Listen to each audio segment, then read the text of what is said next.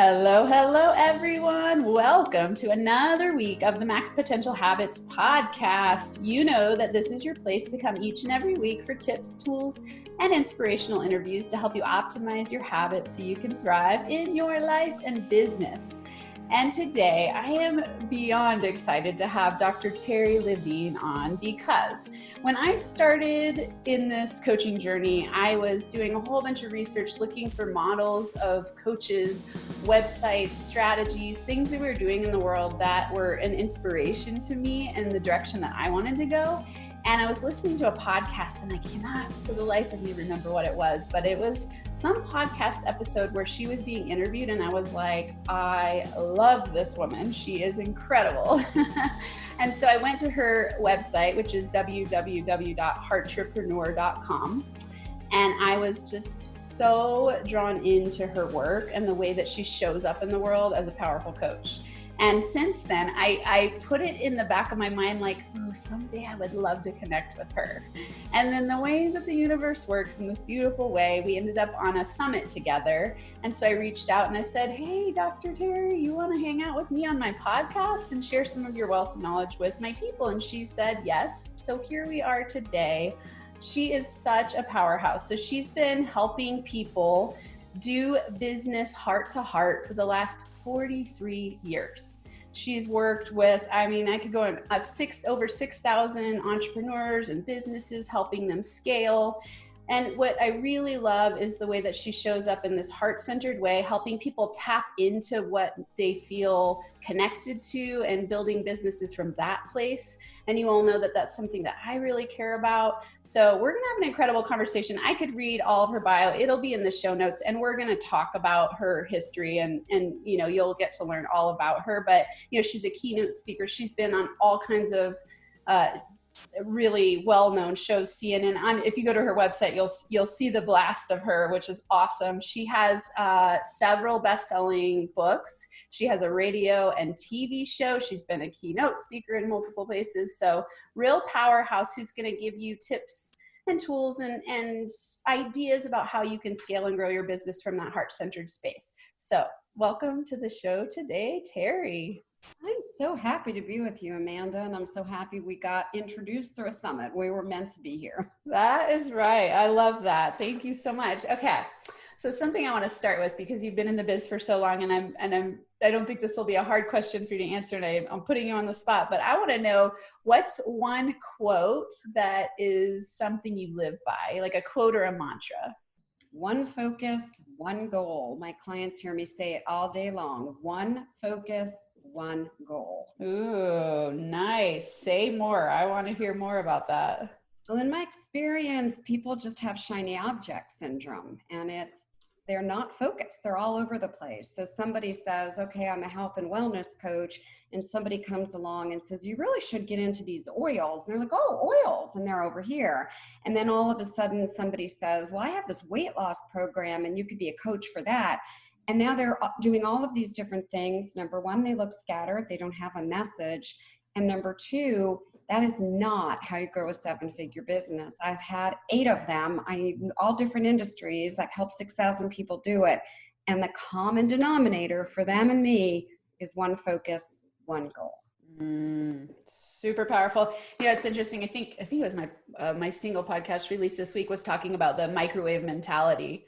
And exactly what you're talking about. It's like we want quick results, and when we don't get them, we tend to get scattered object syndrome and just shift in a new direction instead of staying focused on the one thing. And I know, because of the name of your business and getting to interact with some of the work you do, helping people tap into what that one thing is really your jam. Yeah, it's a big piece of it, Amanda, because when people go into business, they have to really think about 2 things. The first is, what am I really good at? Like, what can I absolutely guarantee that I can do for someone? Not just, what do I want to do and do I feel passionate about? And the second thing is they have to know enough of those people so that they can go connect and say, I'm doing this. Just as an example, if I developed a widget, a pen, and I felt really passionate about it, it doesn't mean that anyone else is interested in it. So I have to be clear on those two things. What can I guarantee? And who do I know already? So I don't have to go hunt for people that would be so excited to hear about it. And by the way, that's how, when I started my coaching business, I've got 30 clients in the first 30 days and then a waiting list by doing exactly what I just said. Wow, that's powerful. Okay, share with listeners, because I know I would say lead generation is probably the number one issue that most startups have. So 30 clients in 30 days, that's amazing. Can you share a little bit? You know, obviously you said you knew what you could guarantee and you already knew some people. How did you approach them? That's a great question. So when I started, we didn't have all the things we have today. We barely had, when I started in coaching, which is like 26 years ago now, directly coaching and consulting, there wasn't, internet, webcams were a new thing. It was just very, very different. And this is still the way I recommend people do it. First of all, I knew what I could guarantee. I'd already grown 6 multi-million-dollar businesses. I'm like, I'm very good at this thing. That's what I will do. Number one, I knew I could guarantee it, that if someone followed the way that I built a business, they could do the same thing. Because I'm being upfront. I'm not all that smart. I'm really not. I'm just very myopic. I've studied one thing my entire life, so I'm really good at that. So that was number one. Number two is I knew people who had businesses. I knew friends, I knew family. I had just left as president of a national healthcare company where I'd been for a few years. I knew all the nursing home administrators, directors, healthcare professionals. So I started with who I knew, and all I did was all I did. And I still do the same thing, by the way, nothing's changed. I got on the phone and did you all have their phone? And I connected with 5 people every single day. I had a conversation with 5 people a day, not saying, hire me, hire me, hire me, not doing a complimentary coaching call, which everyone knows is a pitch in disguise. All I did was came from the heart, had a genuine interest in what they were up to, talked. And if I thought that I could help them, I made an offer. If I didn't, and I thought they might know somebody, I would ask. 30 clients in 30 days. And all of my clients who followed my exact formula with the phone have the same kind of success. So that's very different. Incredible. So different than what most people are promoting. Yeah. So it's really going back to that connection piece and creating, not even going into the call, it sounds like with the intention of like, I'm going to sell you something. It's like, oh, how can I serve? How can I show up and ask you questions? And then if I know that I can guarantee results from something you've said, then make a, quote unquote pitch. Yeah. So like in my business, I'm really on the quote hook with my guarantee. It's a 200% ROI, or I give you all your money back plus $5,000. Okay. Wow. So I want to be really, really sure that number one, this is a person I really want to work with, nurture, take under my wing and embrace and share all my proprietary information with. And number two, I want to make sure that they are as committed as they need to be. So I don't just randomly offer this to people. I just have deep conversations with people because that is coming from your heart. That is how you build relationships versus what most people are trying to do. I'm going to get an ad in your face. I'm going to message you. I get all these messages on LinkedIn and it's one spam message after the next. I stopped looking at my LinkedIn. Same thing on Facebook Messenger. I feel like don't look at Instagram because it's one sponsored ad after the next. I am all about connection from the heart and teaching people how to do the same. No more traditional sales and marketing. It doesn't work. It's old, it's stale, and it's not how to build a 7-figure business, especially today. I love I mean, it's like such a breath of fresh air. I mean, it's interesting as, I'm at a much newer stage of building my business. I'm only in my second full-time year and there's a million ways to market. It's like the sky's the limit. And I think often, what jives with your personality is important, but I really started similarly where I read The Prosperous Coach.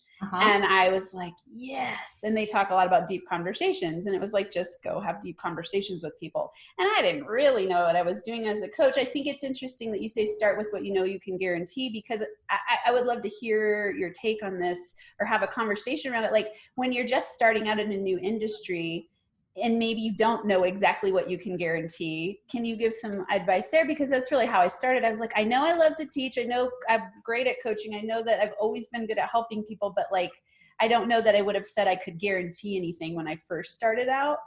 So let's talk about that. I hear this all day long. I'm sure. Yeah. People who are interested. So the first thing I'm going to say, I'm very controversial, so buckle down and buckle up. Nice. I recommend that no one uses the word coach. And this is coming from someone who was one of the first master certified coaches and who owned a coach training school and certified 5,800 coaches. For the last 10 to 12 years, I've been advocating that people drop the term. Number one, it's a very low paid industry.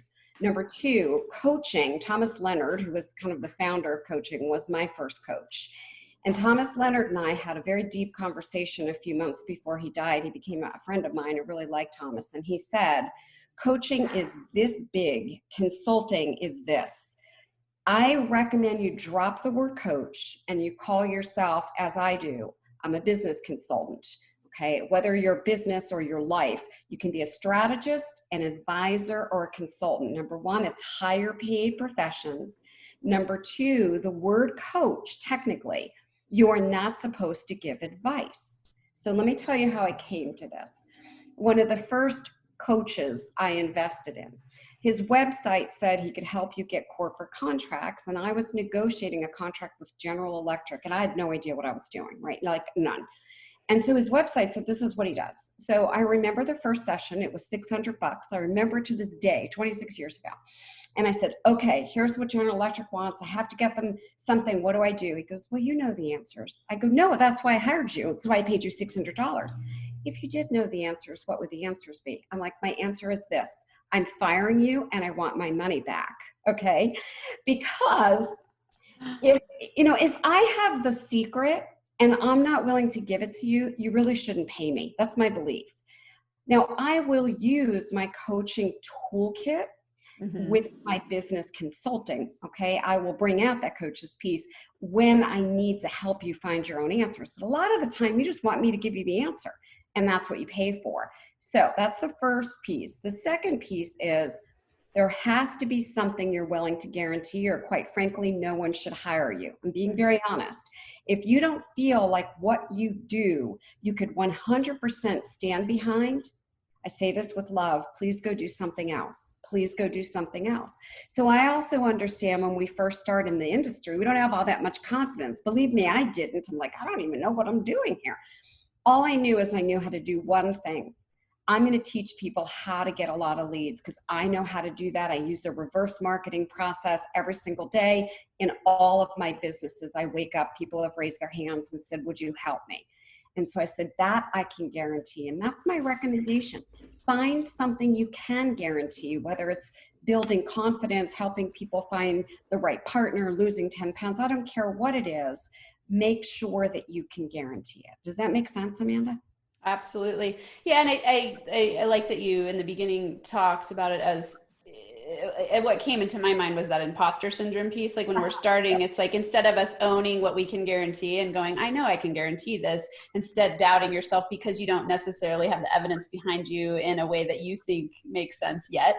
But really knowing like, yeah, this is what people come to me naturally for. This is what I read about every day, love doing, enjoy doing, want to do more of, could spend the rest of my life learning about, that kind of thing. And then you just, I would imagine that the guarantees over time get more refined as you are in your business, which I've seen for myself. I go like, at the beginning when people asked me what I was good at, it was a whole bunch of different things. And now it's like, it's getting more and more and more refined as I move along in my business. Yeah. And the guarantee, I'll speak to that for a moment. I really believe that every business needs a guarantee, because if you don't have a guarantee, honestly, I probably wouldn't hire anyone for anything, because I'm like, how do I know that? Because you tell me that you're going to do, how do I know that? And I've hired over $188,000 of false experts that gave me advice that was a mess. I went in the wrong direction. I wasted a lot of time, energy, and money, and they really weren't ahead of me. They're actually behind me, except they knew how to look great, on the internet and really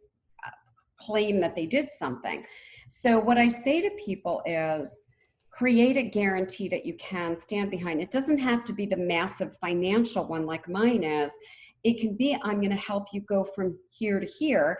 And pay attention to this part, the client has to be all in. So like with my guarantee, the clients have to come to the sessions and they have to submit the homework every week. If it's just like if I was helping somebody lose weight and they didn't submit, what they ate every day, and every single day they said, well, your program doesn't work, and they're eating cookies and ice cream and pizza, that doesn't make sense. So make sure that the client does their part.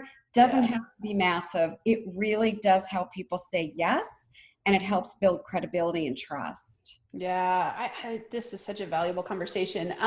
It's making me think about, this podcast speaks to a lot of different types of entrepreneurs. So when we're talking clients and a guarantee, let's say I work with a lot of real estate investors. Say you're a real estate investor. What's your guarantee there? Like, just to give it a practical. Yeah, let me give a couple.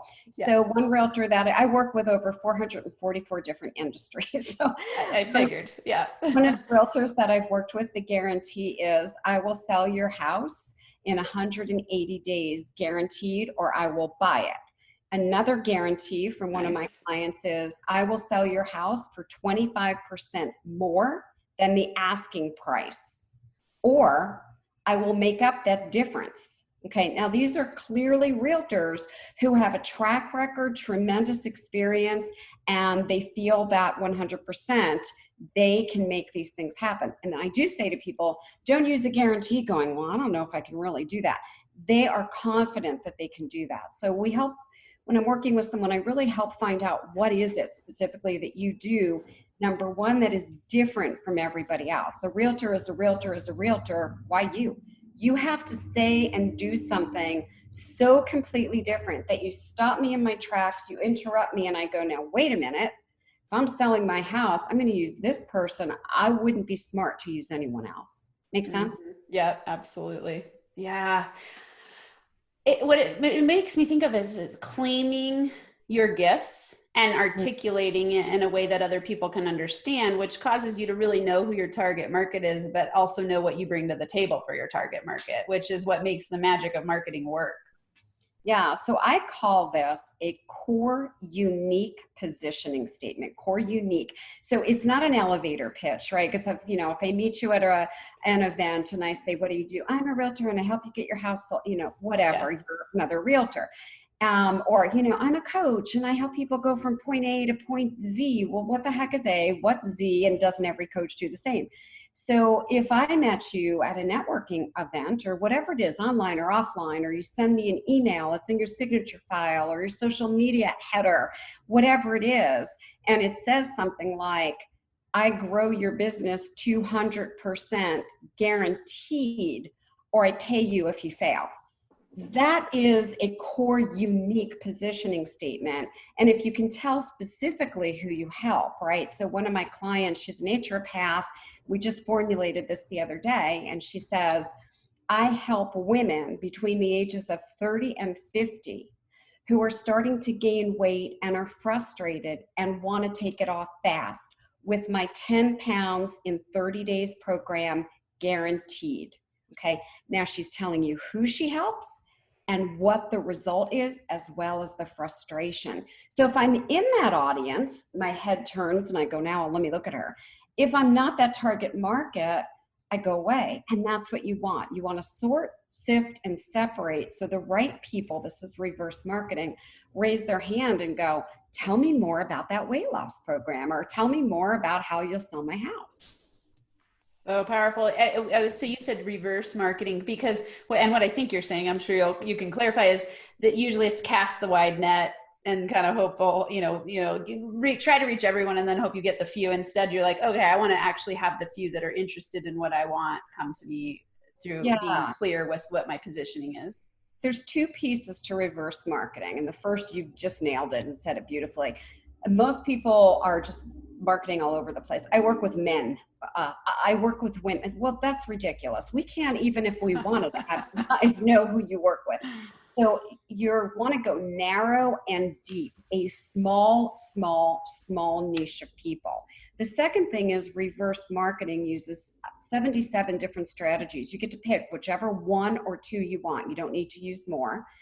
And literally, it means you do not hunt for client family members ever again. You have a strategy. So I have a webinar at tlwebinar.com. All day long, 24/7, people watch it. At the end, they raise their hand. I do not do anything else. The rest of my day is spent having 5 conversations a day, giving value and being of service and helping my client family members and living my life. I'm not hunting for clients and paying money for advertising and marketing and, oh, I better have someone help me with social media or design a header, or I need this amazing video series. I don't need anything. For me, I chose one automated webinar, and every day the right people find it. And so the worst day, we have 3 people that are our prospects. Last week, we had 19 in one day. So that's all we do. They come to us. It's reverse. They raise their hand. We're not chasing them around. Right. And it's aligned with that one focus, one goal. Yes, ma'am. Yeah. You got it. Yeah. That's amazing. And so it's funny because I had on my, my board recently, narrow your focus for freedom. You know, it's like, it's this idea of like, the narrower I've become in my business, the easier it is to know who to talk to and to attract them my way, because it's clarity, right? It's a clarity process. Super, super powerful. Yeah, I'm sure that everyone listening is taking notes, or I hope that you all are. Rewind and take notes, because this is, I love to bring people on who are really powerhouses in the area that they are doing business. And clearly you have been in business for a long time. You said you've grown 7 businesses to 7 figures plus? This is my 8th. So this is, and they're all different. I really want people to understand my process of business growth, heart to heart, no sales and no marketing, literally comes from proof. Okay. I've done this in 8 completely different industries. I've done it with brick and mortar. I've done it with everything. So this process and system, it works regardless of the business or industry that you're in. And I'm saying it again because I really want to make this clear. I'm not like a brilliant, unique person. I'm really not. I've been myopic about studying one thing for 43 years, and that's business. So I understand how to do this. Don't ask me to do anything else because probably I suck at it. However, I'm really, really good at this one thing. That's my gift. Yeah, clearly. I want you to share, for you, 43 years being in business and building now your 8 7-figure businesses plus. What are some of the stumbling blocks that occurred for you? I think it's always helpful when other entrepreneurs are listening and they're going like, oh, well, you're so successful. They forget to see that you've had your challenges as well. So would you mind sharing what some of those have been? Happy to share. So the very first thing in my very first business that I built, I started to build it all around me. Like I was the brand. And I very quickly realized that I could never leave the business. I couldn't go on vacation. If I didn't work, no money came in. I was a speech language pathologist originally, and I owned a clinic. And then I also realized that I actually could never have a sellable entity. I couldn't even leave it as a legacy to pass on to anyone. And that was mistake number 1. So after doing that, everything else that I've done, I've built a company where I am not the brand. And it's been really easy, whenever the timing was right, for someone to come in and say, well, I could buy it. The second thing, and I really had to learn this, is in the beginning, I wore every hat. So the second business I owned was an art gallery and art consulting. I wore every hat. I bought the art. I trained the art consultants. I sold art. I ran the gallery. I literally got the painting. I mean, I traveled the world to find the artists. I go on and on. And then I was like doing human resources and doing accounting. And I said, okay, wait a minute. I'm not going to do this again, ever. And so instead, I took Michael Gerber's advice many years ago, and I said, I am going to focus on making sure that I spend a lot of time working on the business, systematizing, automating, and leveraging versus in the business, which is doing in our case, client work. The third lesson, and this is my final one, and this is the one that cost me the most energy and time. I hired a lot, and I do mean a lot, of false experts, 8 of them. And they took me on a bunch of really crazy directions, like social media advertising, where I wasted over $80,000. Not just time and energy, it was a lot of money. Another one that taught me so much about all these things. I had to create content. I was stuck behind a computer day and night creating content that no one was even interested in. And instead of having meaningful conversations. So be very careful on who you hire. I would recommend you hire no one who will not give you a guarantee. And now that's pretty much the way I work. Anyone that says, oh, Terri, I want to help you. I'm like, great, what's your guarantee? Because if you really stand for what you say you stand for, you should be able to make me a guarantee. So those are my biggest lessons. I'm going to give you one more. I don't talk about this a lot. We kind of have a relationship, so I'll tell you. About 16 years ago, suddenly, instantaneously, in a beautiful sunny day, I tore my Achilles and I instantly got a neurological disease called reflex sympathetic dystrophy. And that disease made me incapable of actually using my brain for 18 full months. I was in bed, in a wheelchair, in incredible pain. No one could come near me. My skin was burning on fire inside and out. I was taking 29 medications a day, plus getting ketamine infusions. That's elephant tranquilizer, so you hallucinate, okay? Because I built a company, my business was able to keep growing. Thank goodness, I eventually was able to get back to work. I still have the disease. I just really have learned to overcome it mentally.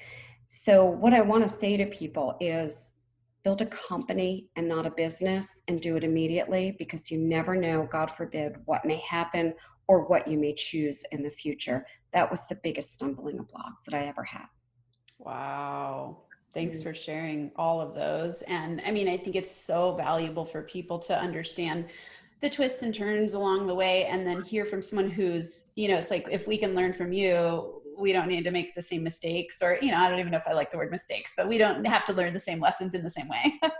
Yeah, you can save money, time, and energy. Exactly. So yeah, wow. So would you mind sharing a little more? You said, so you've managed this through your mindset in certain ways. Will you share a few things there? Because I really believe solidly in the mind-body connection, and whenever we have that coming in, there's, it's a feedback system telling us something's out of alignment and that kind of thing. So anything there? So I'm going to go a little deep. I just kind of feel to, so I will. This disease, by the way, on the McGill pain scale, is the highest level pain disease ever known. Underneath it, and I mean way underneath it, is brain cancer, okay? And way underneath it. So the pain, I have a foundation for kids, and when I'm fundraising for them, I say, imagine someone took the blood out of your veins, filled you up with lighter fluid, and then set you on fire. It's intense burning. So after about 17 months of this, and I'm a super positive person normally, I said, that's it, I'm out of here. So that day, I had sent my husband out with friends and said, you need a break from caregiving. My dad had moved in, and I sent him out with people for dinner. And I had my nurse leave all of my medicines by my night table since no one would be home. And I said, I need to leave this planet. I can't. So I had my laptop and I started to type what I thought was a suicide note. And my dog, who'd never been in our bed, she knew she couldn't come in the bed. All of a sudden, this dog was in the bed with me. Her head was here, on my heart, and her big blue eyes were looking up at me. I'm like, this dog knows. And I let her lay there, and I typed what I thought was a suicide note. And then I went to read it, and I'd written a book called Magnetize, right? I'm like, what? So I knew something had come through me. And I had this wake up moment. I have like goosebumps talking about it. I said, I'm supposed to do something with this disease. It's some kind of a gift. And I went online and I found that there were little kids with this disease. And I, as a very strong, powerful woman, I have a black belt in jiu-jitsu, I could barely survive. What about these kids? I instantly realized this was my gift. I know how to fundraise. I speak on stages all over the world. I'm a best-selling author. I have huge numbers of people that I'm connected with at this point. I'm supposed to do something to help these kids get treatment that's not paid for by insurance because it's experimental. That's what I'm here to do. I'm here to get a message out about RSD. I have to stop the pity party. So the next day when my physical therapist came, I said, okay, I need to stand. And she said, no, you're not capable of standing. I'm like, no, I need to stand. And either you're going to help me stand or I'm going to try by myself. And I stood for 5 seconds, and the next day, 7 seconds. And eventually within 3 months, I took my first steps and started to walk again. So I literally have tapped in to the mental strength that I have, and I choose not to focus on what my physical body is having to say about RSD. I no longer believe that it exists in me. Doctors can tell me it does, and I say, no, I'm living my life. I've got RSD. RSD does not have me. Wow. Thank God, I don't know why I went there. That's just big. It felt good. So wow. Yeah. I mean, my eyes are filling up with tears, and that's so incredible. First, thanks for sharing, because I know that's not easy to share. And don't. I mean, so what's yelling at me, like I get like downloads sometimes. It's just like the statement is just like the connection to your why, and all how you turn tragedy into triumph, and this way of going like, everything's happening to us for a reason at all points in time. And it's how we choose to perceive what's coming in our direction and what to do with it, right? Because I mean, as you were walking us through it, it's like I'm sitting there thinking about that moment where you're about to take your life. I mean, like that's a low point in your moment where you go like, I'm done being in this physical body. I'm done with all of the challenges, and then turning it into something completely different, and then having it show up in the physical manifestation of now. I mean, would you say you're pain-free or? No, like I'm certain if I started to think about it, that in this moment, I probably have the exact same amount of pain that I had then. Yeah. However, my choice is not to focus on myself and what's going on. My choice is to focus on my family, my client family members, my own spiritual beliefs and practices, and being on the planet to serve. And so it's like a hum. It's in the background. It's a little noise that I go, oh, no, not paying attention to you. Thank you anyway. Not interested. One focus, one goal. I'm here. This all ties back together. It's incredible. Wow. Thank you. Thank you. Thank you. And that's incredible. And where, I mean, there's so many links I want you to share, because that sounds like an incredible place that people could contribute if they wanted to, fund a powerful program that's helping kids. Thank you for asking. If you go to the Terri Levine Foundation for Children with RSD.org, you can donate there, or on Facebook, Terri Levine Foundation for Children with RSD. And, I will tell you very, very honestly, even $10, if you have $10 to spare, it can make a huge difference. I support the kids and their families with 90% of my income. So I tithe 90%, and I'm very blessed that, I'm able to keep 10, and we give the rest away. And every day we have more and more kids that need this help. So if someone's listening and they can help.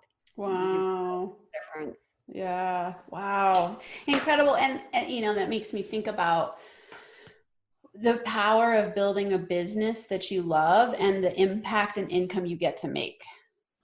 It's like to be able to tithe 90% to something that is so personal to you and so transformative for other people. And because you've built a business where you actually get to have that impact, I work with people on money blocks, and often they're like, there's always that money block of like, oh, being wealthy is greedy. And you go, well, actually, when you're stuck in poverty and in survival mode, I was on food stamps, and it was like all I thought about all day was money. I couldn't help anyone else because all I was thinking about was how to survive and feed my kids. It was just like a constant fear and worry and doubt issue. So it's like, part of building a business for me is that idea of like, I want to make a huge impact, and to make a huge impact, money is incredibly empowering in that way. So there's a perfect example of that right there. And here's what I say to somebody who's like, oh, I don't want money. I don't want to make a lot of money. Make a lot of money and go give it away if you don't want to keep it. There's homeless people everywhere. There's kids that don't have food. There's families that can't get by. So don't make it for you. I'm not asking you to make it for you. Believe me, I don't need 7 or 8 figures for myself. I don't. I have everything I think, goodness, I could need or want in my life. I make it so that I can be of service in this world. And if you don't think money is important, I want you just to look around and ask yourself, how am I eating? Where am I living? Do I have heat? Do I have air conditioning? Do I have running water? Every one of these things takes money, my friends. So whenever I hear someone say, oh, I don't want money, I don't buy it for a minute, and I don't believe it. You have your money issue, and you can work with someone like Amanda who can overcome that money block. And I just will say to you, you don't want it? Give it to Amanda. She'll go give it away to Absolutely. I will figure out how to put it to good use. It's great. And it's so true. I think, I think that we're all born in a very abundant state, but then we get all of those downloads in our childhood and, that create that belief system around fears about being wealthy. I had a really cool conversation with someone once. They were talking about, well, analyze even all the movies you watch, because, we get cultural downloads as well. And a lot of times wealthy people are framed as the evil part in the movie, and so we just get so many messages that making money is bad, and from religion, from our family, and all those places. So it makes sense that we will have those beliefs. But then when we look at the people that are really changing the world and are in positions of power, money is a huge part of that. And whoever you already are, money's going to enhance that. If you're a greedy jerk, you'll probably turn into more of a greedy jerk. If you're an amazing, awesome person who wants to change the world, you'll be able to do that at a bigger scale. Look at Bill Gates, right? Bill and Melinda Gates, they literally give away their income. They've been doing it for a long time through the Bill and Melinda Gates Foundation. Give it away, give it away, give it away. People say, oh, Bill Gates just wants to make more money. No, Bill Gates wants to make more money so he can give more money away and make a difference on the planet. So just ask yourself, because, a lot of us have beliefs that we don't even know we have. Most of our beliefs are unconscious. They're programmed in us by the time we're 5 years old. And no matter if we're 20, 30, 40, 50, 60, it doesn't matter. If we haven't worked on them, they show up all the time. So if you don't have the kind of money that you actually want to have, I don't care if it's $100,000 or $10,000. There is some reason for that. And I'm saying this with a lot of love. You need to dig, you need to find out what that is so that you can allow in more prosperity and abundance. I grew up very, very poor, and I mean very, as did my husband. And we created our own wealth. And as soon as we did, the first thing that we did is say, who can we help? Who can we give it to? You don't have to do that. I'm just telling you that there is a time and place for your money to be of good use and good service. And right now might be to get you off of food stamps. That's a first step. Whatever it is, take control. There's nothing wrong with money. It's a beautiful energy exchange that we happen to give on a piece of paper or through a credit card or by writing a check. It's simply a thank you energy exchange. That's all it is. Yeah. The win-win exchanges. I have so many questions I want to ask you. Something we took some twists and turns, and I wanted to go back a little bit because, when you open with thinking about the one focus, one goal, and then you talked a little bit about the narrow and deep and the reverse marketing strategy, and then that you have 77 strategies to choose from. And then you talked about you implementing 2, which was phone conversations and webinar. Yep. So is that generally what you recommend for people? And so the focus on the one thing for you is business. That's your umbrella? It's business, creating 7-figure businesses. Creating 7-figure businesses. Okay. So, and that's your guarantee for people, is that helping them create 7-figure businesses? 200% ROI from wherever they are. They will grow 200%. Okay. Guaranteed. So I've got people that start at all levels. I have someone literally that has started at $30,000 in a year. Last week, I love to share this. Jackie made $96,000 in a week. Okay. That's the kind of stuff I do. And then I have people that are already doing well. I've got a guy who hired me. He's averaging $6 million a year. Okay. He's just working crazy hours, and he doesn't have a sellable thing because he built it around himself. He's the brand. So now I'm helping him turn that into a company that he can eventually either retire from, sell, pass it on as a legacy, whatever. So it doesn't matter where people are at. That's my guarantee, 200% ROI. Okay. Awesome. So that whatever their starting point is. And then in those 70, so for you, is that what you recommend? You choose two strategies, and that way you can keep that narrow focus so that you're not scattered and having shiny object syndrome. Yeah, let me address that. So there are 77 tactics that I've used over all these courses of these different businesses that I've connected with. They all work. They're all proven. So I basically say to people, here's 77 different things. Every one of them is proven. You're going to pick only two. And the reason it's only two is otherwise you're going to spend day and night marketing and advertising to pick two. And we're going to implement those two, automate them and leverage them, and every day they'll bring you leads. What are the two that you would most enjoy? And I will recommend, you don't have to follow, that one of them is to have 5 phone calls a day. Because 100%, Jackie, who just did that, boom, look at her business, no time at all. I have another client, tomorrow will be her 14th day with me. She is an audiologist. She started with only 4 patients. She's up to 14, okay? And tomorrow is day 14. So she's added 10 people just by having natural conversations. So I do recommend that if someone absolutely is like, I'm not going to do that, I hate the phone, or I don't want to be on Zoom, okay, we'll pick something else. However, I will tell you, if you want to grow a business fast, you want to do it heart to heart, you truly want to serve people and connect, this can be the most rewarding conversations ever. I love every conversation, like this one. It's a conversation. Absolutely. People ask me this a lot about networking, and even on podcasts, they go, well, you're having people that are in competition with you.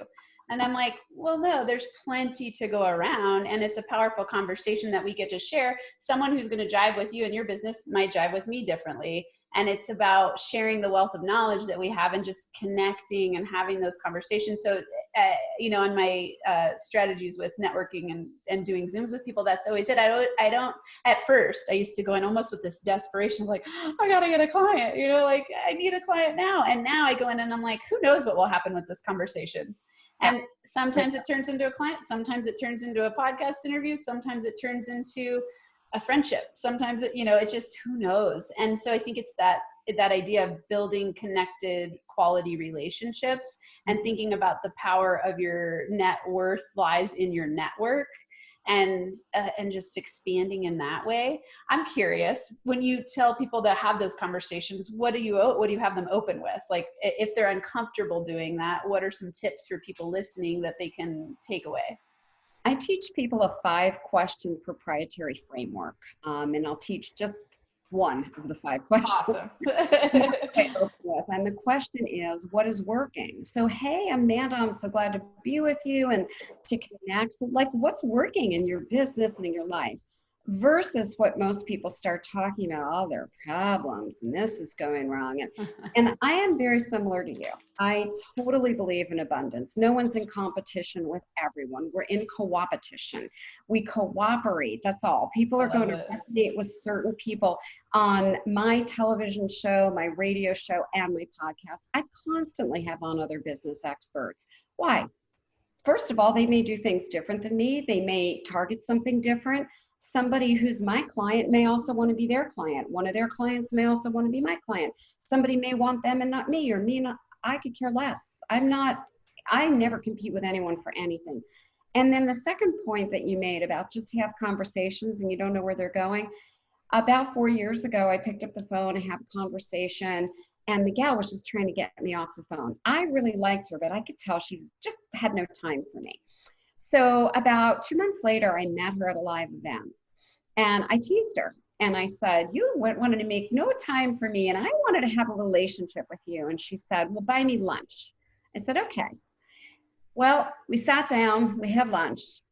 I have brought her on for the last 3 years. She's the head business consultant on my team at Heartrepreneur. She's as close to me as if she's a sister, actually more important to me than my very own sister.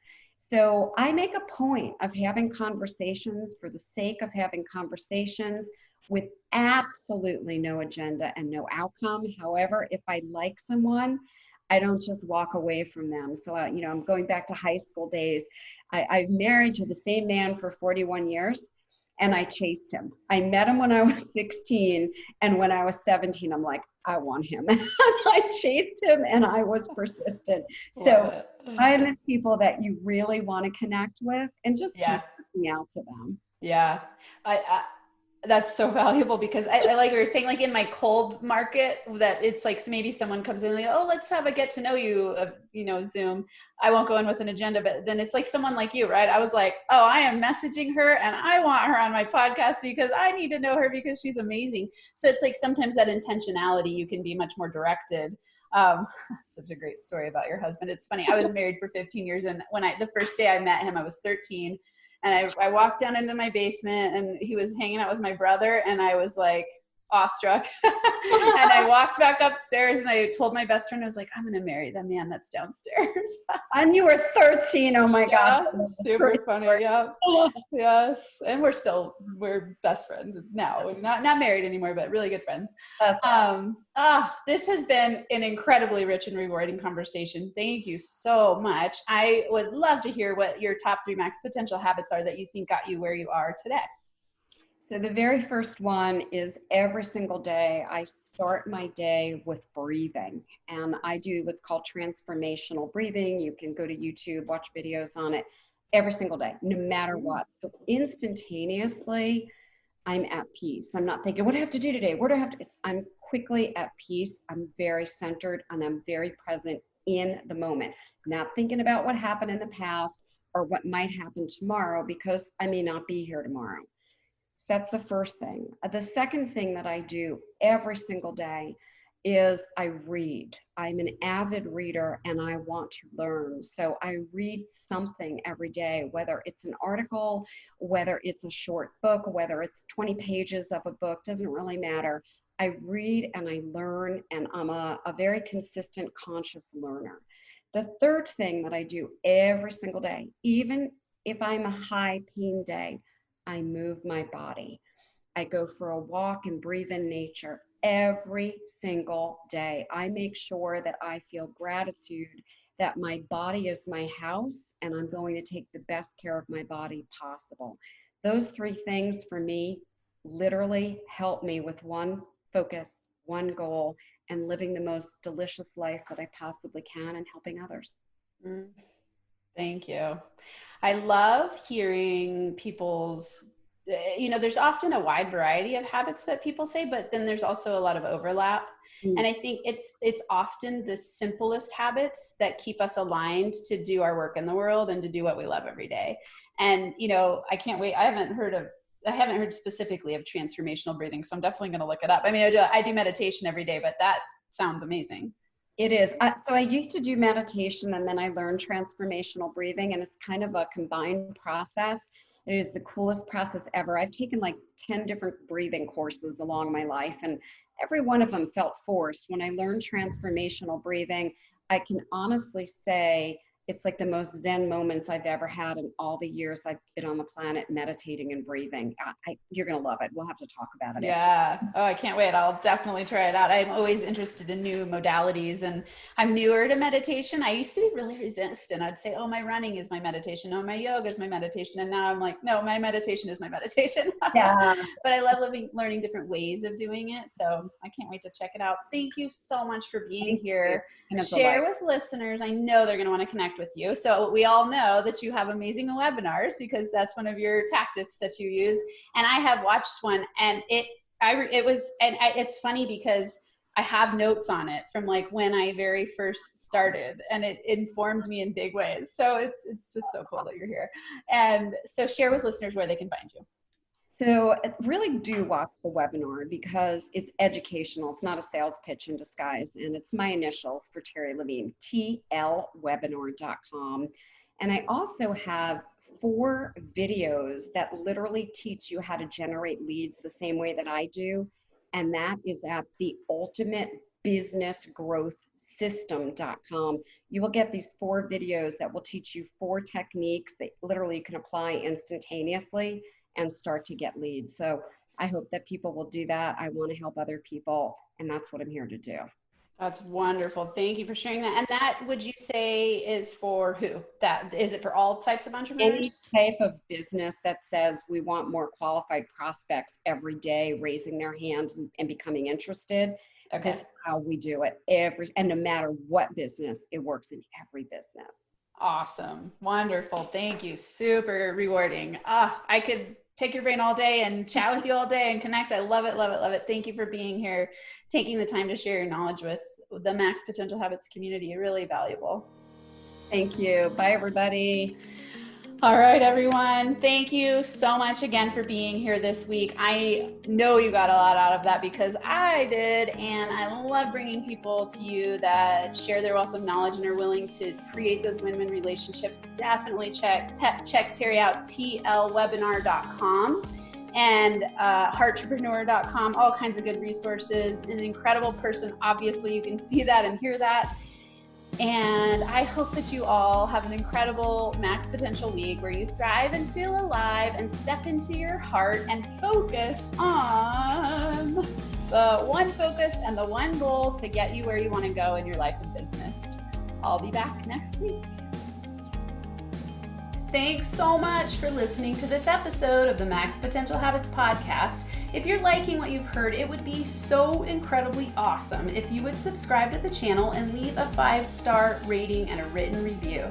This helps me help more people while we grow our NFA community so we can rock it out together. For Max Potential Habits resources, go to nfacoaching.com where you can access all of my resources. There's free ebooks, PDF checklists, a journal template, a business mindset meditation kit, and so much more. Plus, links to NFA coaching on Instagram, YouTube, LinkedIn, and Facebook. And if you're super serious about up-leveling, there's also a link to schedule a free consult to work with me in group or one-on-one coaching. Until next time, I hope you have a Max Potential Habits Day where you get inspired to do whatever it takes to transform into the most empowered version of yourself so you can lead a rich, thriving, kick-ass life and business.